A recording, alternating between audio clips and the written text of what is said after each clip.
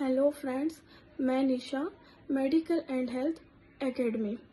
आज हम बात करेंगे ओवरियन सिस्ट के बारे में। ओवरियन सिस्ट क्या होता है और इसमें महिला को किन किन परेशानियों से सामना करना पड़ता है। ओवरियन सिस्ट मतलब अंडाशय में सिस्ट का बनना ओवरियन सिस्ट कहलाता है। आप लोगों को पता होगा कि हर महिला में एक यूट्रस होता है। यूट्रस में 2 फैलोपियन ट्यूब होते हैं साइड में और 2 ओवरी होती है। उन ओवरी में पानी या किसी भी लिक्विड का इकट्ठा होना और उसका सिस्ट रूप में बदलना, वह कहलाता है ओवेरियन सिस्ट। इस सिस्ट को हम नॉर्मली हार्मोनल ट्रीटमेंट की सहायता से ऑपरेट कर सकते हैं, बट कभी कभी ऐसा होता है कि यदि हार्मोनल ट्रीटमेंट की सहायता से हम यदि ऑपरेट नहीं कर रहे हैं तो हमें इसमें कुछ पेन किलर भी देने होते हैं। अब हम बात करते हैं इसमें क्या क्या सिम्टम्स होते हैं। इसमें महिला को वॉमिटिंग होती है, पीरियड इरेगुलर होते हैं और पेट में फूला फूला सा फील होता है। खास तौर पे हम देखा जाए तो ओवरियन सिस्ट महिला के हार्मोनल इम्बैलेंस की वजह से होती है।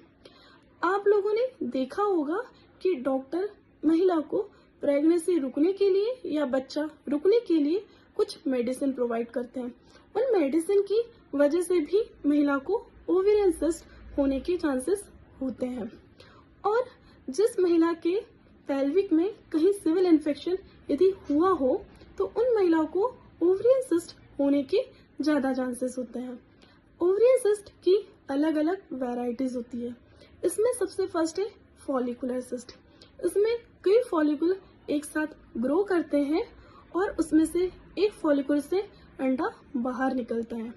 कई बार ऐसा होता है कि फॉलिकुल से अंडा बाहर नहीं निकलता है, तो इस कंडीशन में वो फॉलिकुल धीरे धीरे बड़ा होता है और वह सिस्ट फॉर्म में बदल जाता है, जिसे हम फॉलिकुलर सिस्ट कहते हैं।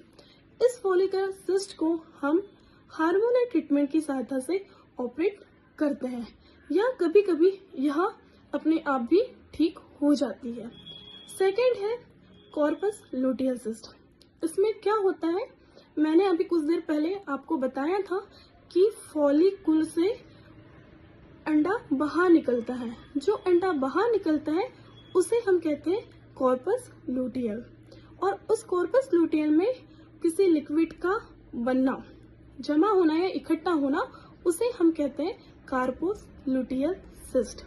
और यह सिस्ट भी हमें नॉर्मली हार्मोनल ट्रीटमेंट की सहायता से ऑपरेट की जा सकती है, बट हमें इसमें ऑब्जर्वेशन करना होता है कि कहीं ये सिस्ट बड़ी तो नहीं हो रही है। थर्ड होता है हेमरेजिक सिस्ट। हेमरेजिक सिस्ट में जो लुटियल सिस्ट होती है, लुटियल सिस्ट, उसमें जो कॉर्पस लुटियम होता है उसमें ब्लडिंग होना या फिर हेमरेज होना, तो यह बहुत बड़ी सिस्ट होती है। यह भी मतलब हार्मोनल ट्रीटमेंट की सहायता से ठीक ऑपरेट नहीं की जा सकती है, और इसमें जो ब्लडिंग होती है और हेमरेज होता है उसे हम हेमरेजिक सिस्ट कहते हैं। अब हम बात करते हैं चॉकलेट सिस्ट।